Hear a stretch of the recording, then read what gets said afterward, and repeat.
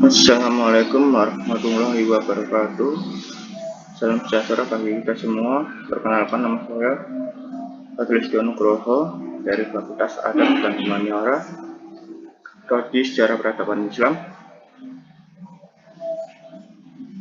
Uinsya. Kali ini saya akan menceritakan tentang Kakawin Ramayana yang saya ambil dari buku Kalawang Sastra Jawa Kuno, Layang Pandang, pada tahun 1983. Dan langsung saja kita ke ceritanya.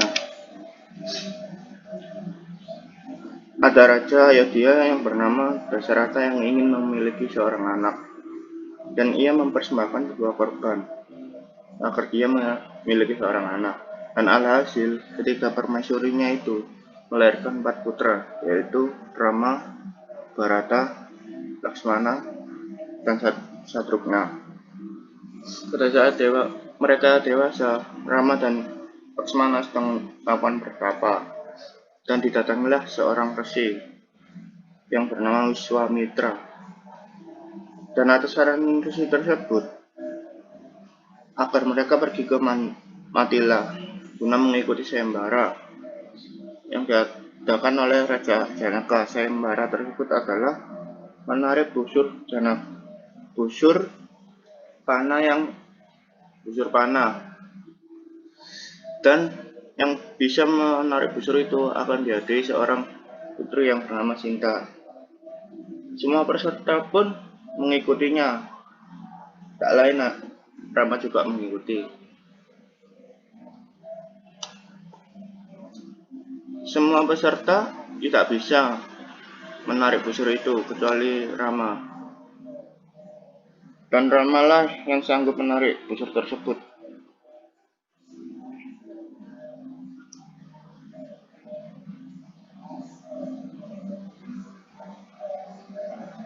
Rama yang ditakdirkan menjadi istri Sinta akan mengadakan perkawinan yang akan dimulai dalam beberapa hari tersebut, yang didengar oleh Raja Dasarata, dan beliau mendatanginya.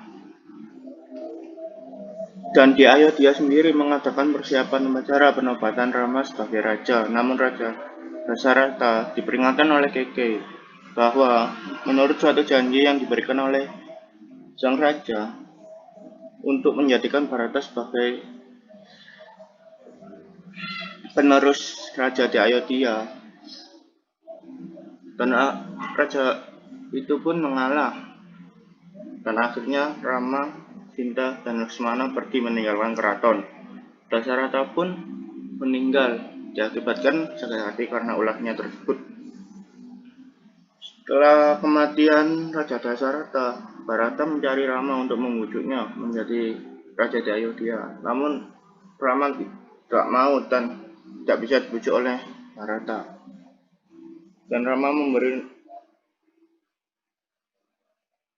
memberi kekuasaannya untuk sebagai Bharata sebagai raja di kerajaan Ayodhya. Lalu yang memberikan kasusnya kepada Bharata sebagai lambang kekuasaan. Rama dan Laksmana meneruskan pengembaraan tersebut. Mereka tiba di hutan Dandaka, tempat di mana mereka membunuh para raksasa yang bernama Wirada yang menyerang mereka dulu. Sampai di tempat pertapaan, mereka bertemu dengan Supranaka, seorang raksasa yang akan merayu Laksmana dan Rama yang akan mau dipersunting oleh Supranaka. Namun Rama menolak dikarenakan Sintalah yang akan menjadi istri satu-satunya. Untuk kedua kalinya, raksasa itu kembali merayu Laksmana. Laksmana pun sudah tahu ada yang sesungguhnya dan dari Supranaka. Lalu Laksmana memotong ujung-ujungnya hingga lari berjejerit sampai ke Alangka.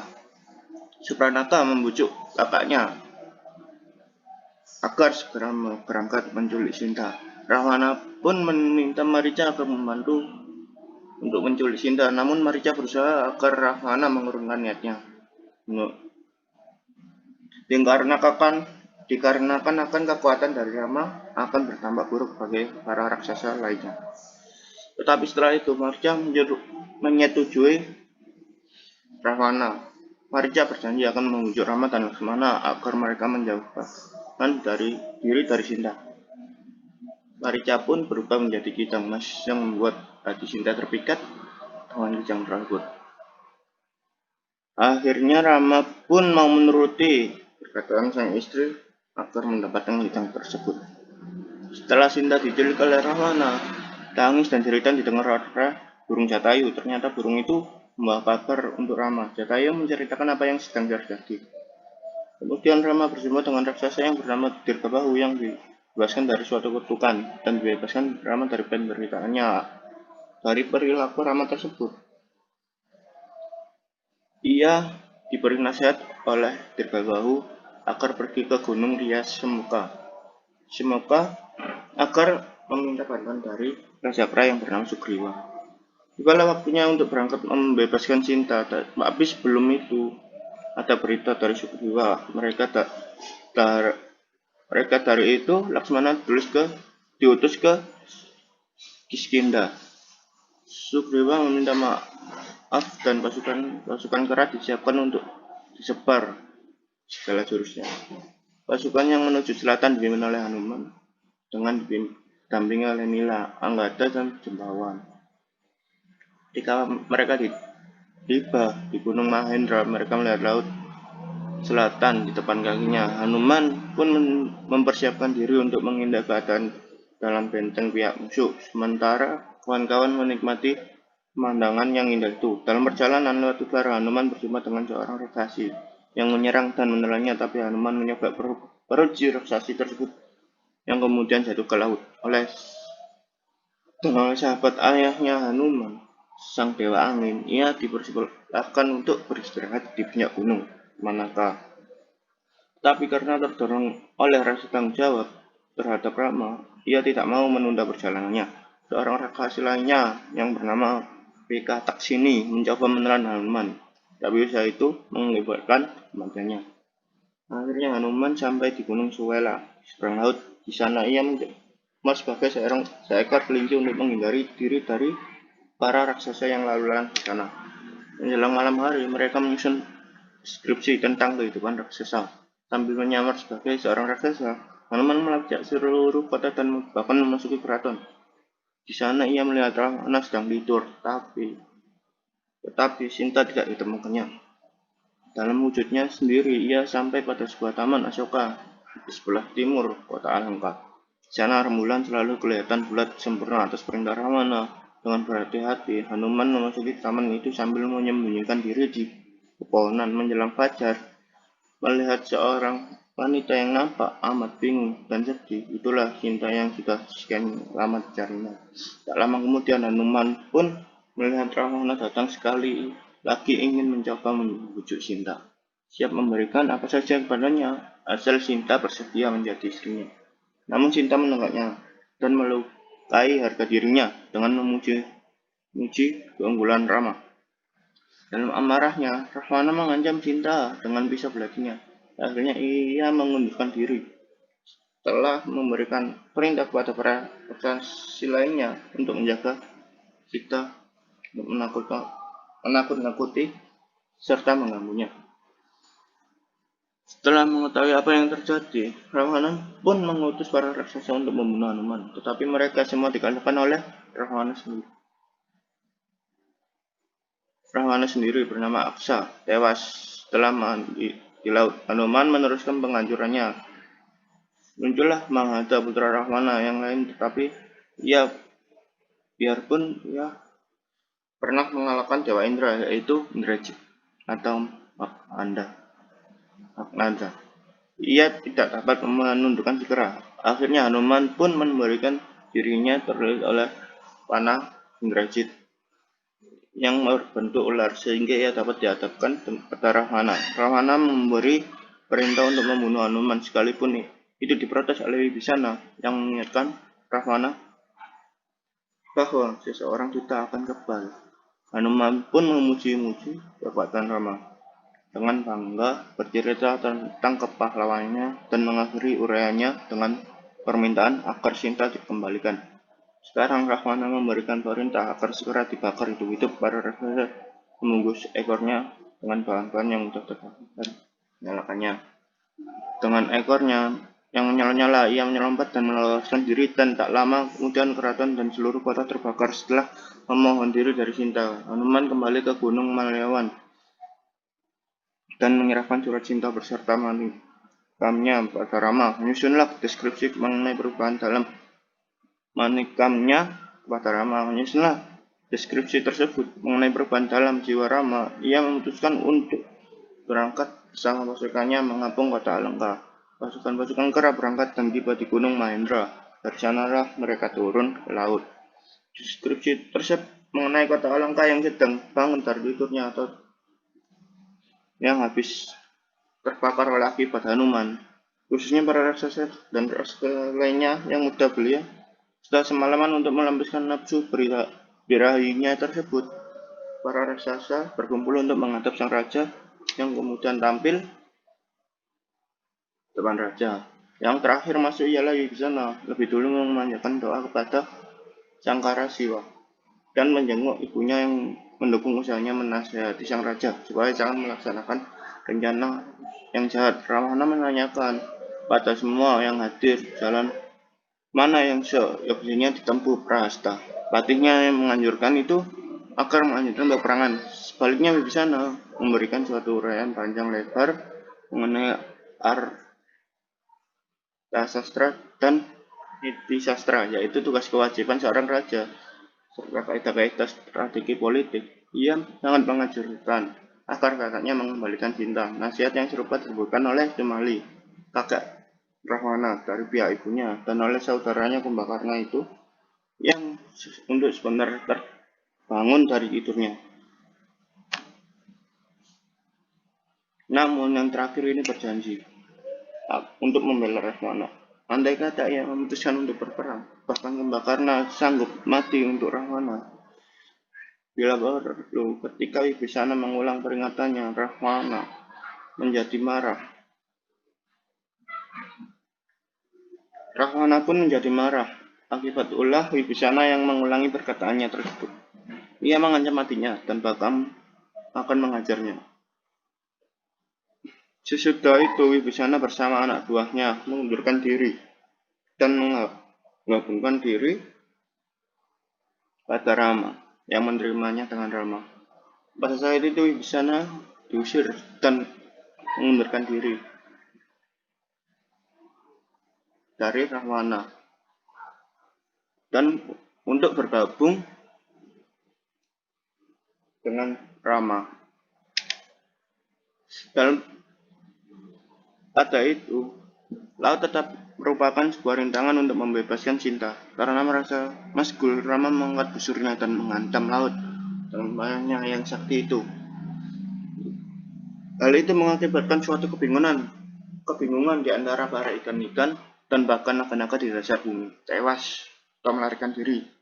Baruna, sang raja laut, mendekati Rama dan menghormatinya selaku inkarnasi Dewa Wisnu. Namun, ia menjelaskan betapa tak masuk akalnya kalau Rama mau mengeringkan laut. Ia menganjurkan agar Rama membuat suatu bendungan yang melintasi laut. Para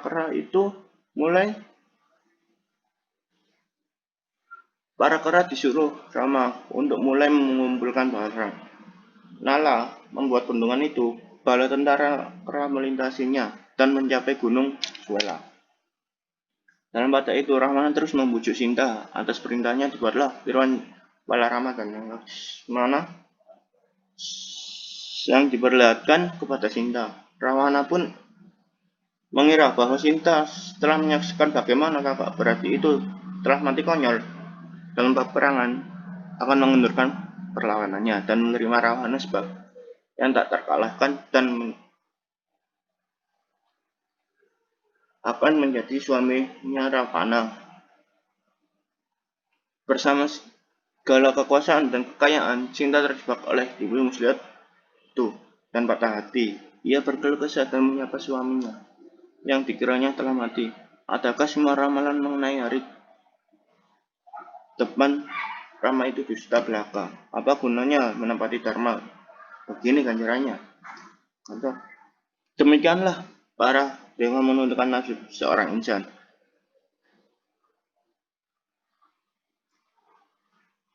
Cinta pun memutuskan untuk mengikuti Rama ke alam maut dan meminta Ravana untuk membunuhnya.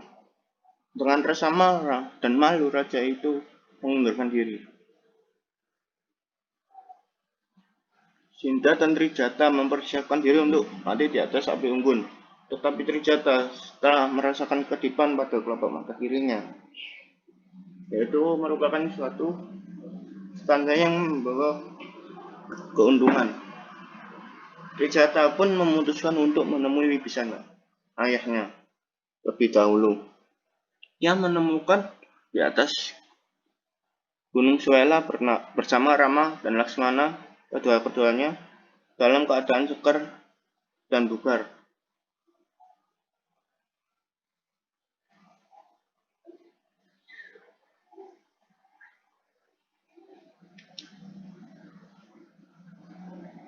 Berarti Wibisana itu memberikan keterangan kepada Trijata mengenai Rama dan Laksmana, yang dimana bagaimana cara inkarnasi Dewa Wisnu bisa mati dalam peperangan.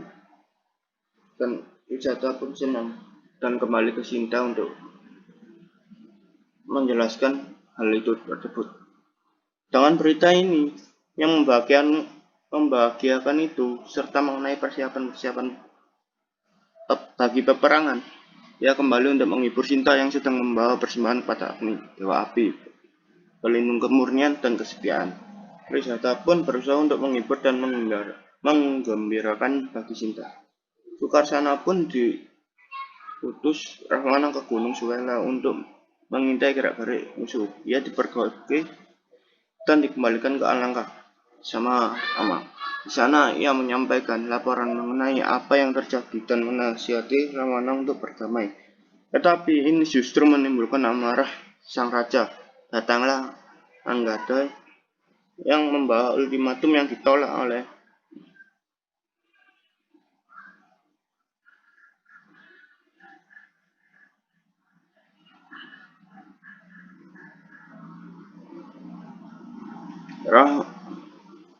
Anggada dari Rama yang membawa ultimatum kepada Rahwana. Namun itu ditolak. Dan di Alangkah para raksasa itu sudah bersiap bertempur, dan mereka yang akan berangkat meminta pamit kepada sang raja. Bala tentara kera pun meninggalkan perkemahannya dan maju disertai pertanda-pertanda yang menguntungkan. Hasil pertempuran pertama tidak menentu. Hanuman mendesak kera-keranya menunjukkan kewajiban mereka dan menggelarkan semangat tempur mereka. Para raksasa dan kera terlibat dalam pertempuran satu lawan satu, dan dalam masing-masing pertempuran para kera menang. Indrajit terpukul mundur, dan ia memperoleh kesaktian istimewa sehingga tidak terlihat.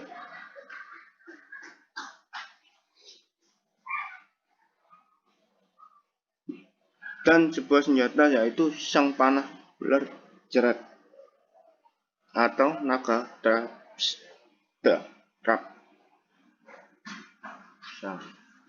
Demikianlah ia mengakibatkan kekacauan dalam barisan para kera. Bahkan Rama dan Laksmana terjerat dan tidak dapat berbuat apa-apa. Wibisana pun mengusap matanya sehingga Indrajit kelihatan kembali dan dilemparkan ke Alangkah. Di sanalah ia melaporkan kepada Rahwana bahwa Rama telah tewas.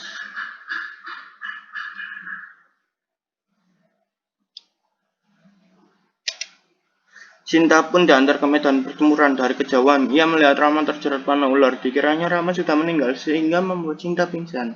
Trijata tidak percaya bahwa Rama sudah meninggal. Ia memastikan dengan cara menanyakan ke Wibisana tersebut, yang tadi Wibisana itu pun menjelaskan bahwa bagaimana bisa Rama, penjelmaan dari Dewa Wisnu, bisa tewas karena kekerasan. Ketika Rama sudah sadar, ia berputus asa karena Ia merasa sudah tiba akhir hayatnya. Sang resi pun turun dari surga yang memberi hormat kepadanya dan memuja selaku wisnu dalam suatu madah pausian yang panjang. Selesai madah itu, mereka putuslah semua lilitan kesehatan mereka pun dipulihkan kembali oleh Garuda. Pertempuran berlangsung terus. Kedua raksasa Raksa dan Akampana dikalahkan dan ditewaskan oleh Hanuman. Rahwana pun mengutus patihnya Prahasta ke medan pertempuran, tapi ia ditewaskan oleh Nila. Pada akhirnya suatu perlawanan yang dahsyat dan panjang. Rahwana pun lagi-lagi memberi perintah agar Kumbakarna dibangunkan. Setelah dia mengakhiri tidurnya atas kemauannya sendiri, dia makan dan minum dulu dengan lahap, kemudian menghadap Rahwana dan menegurnya karena tidak mau mendengarkan nasihat baik sebelumnya. Segala sesuatu cara yang sekarang dialami Rahwana adalah kesalahannya sendiri. Bagaimanapun Rahwana memberikan jawaban yang menusuk hati Kumbakarna.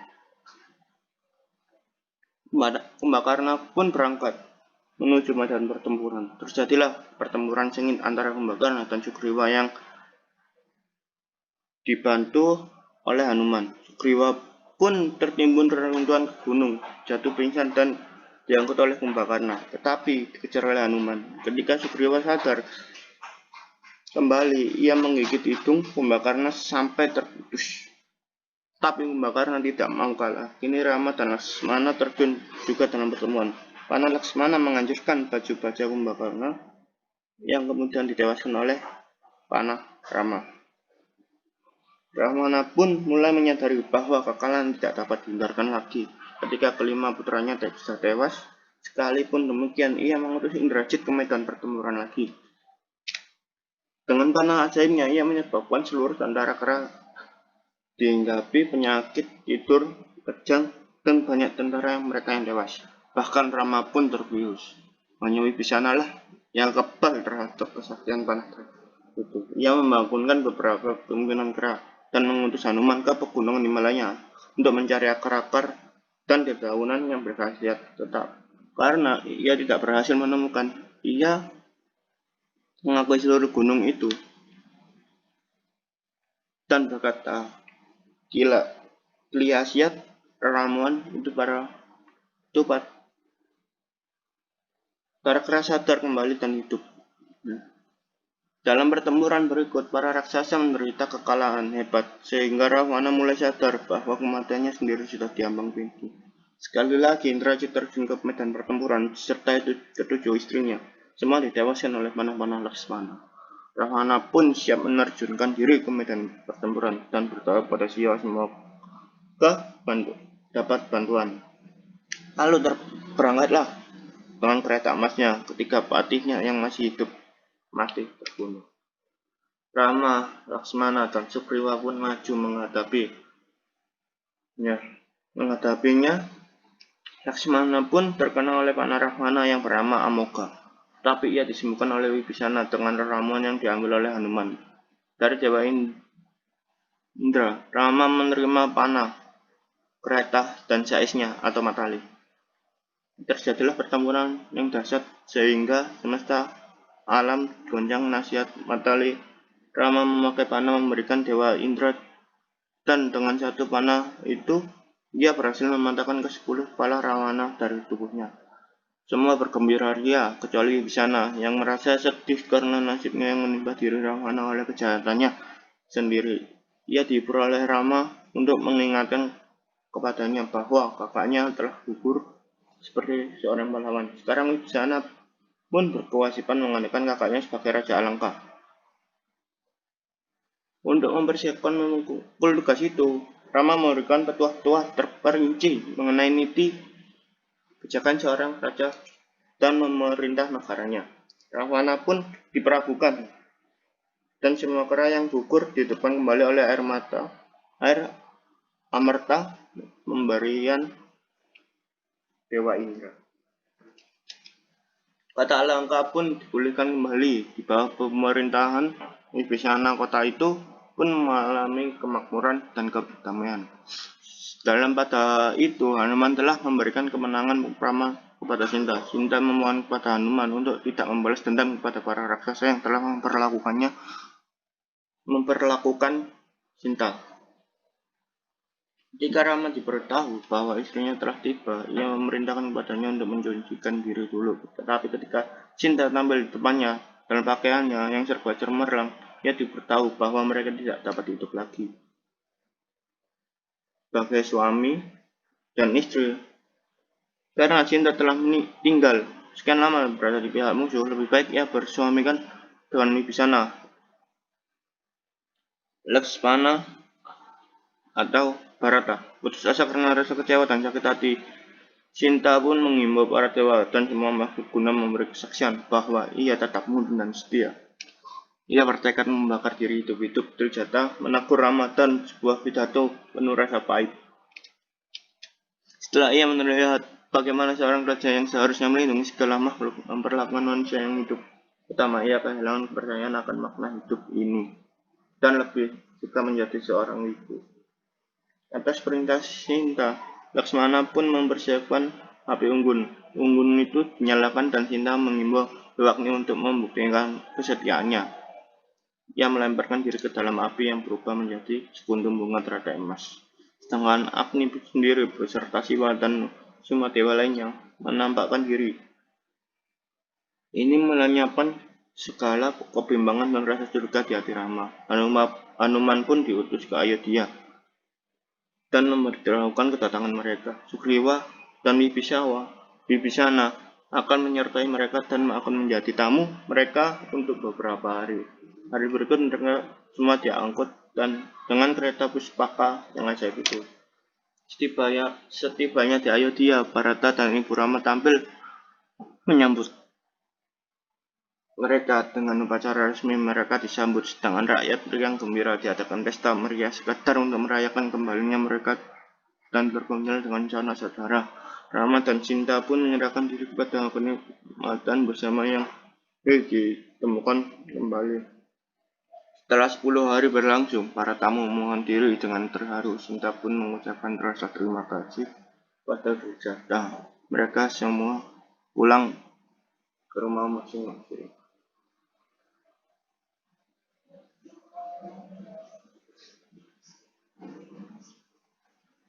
Dalam Ramayana ini dapat disimpulkan bahwa kesetiaan Rama dan kesetiaannya Sinta itu dianjurkan oleh Rahwana, yang dimana Rama menganggap Sinta itu sudah tidak suci lagi, yang sudah tinggal lama di Alangka dan bersama Rahwana. Namun itu bertolak belakang dengan Sinta yang tidak melakukan apa-apa dengan Rahwana, Raja Alangka itu. Dan semuanya itu terjadi beberapa tahun. Mohon maaf ya, inilah cerita dari saya. Mohon maaf kalau ada kesalahan kata dan pengucapan dalam cerita ini. Mohon maaf yang sebesar-besarnya. Sekian dari saya. Assalamualaikum warahmatullahi wabarakatuh.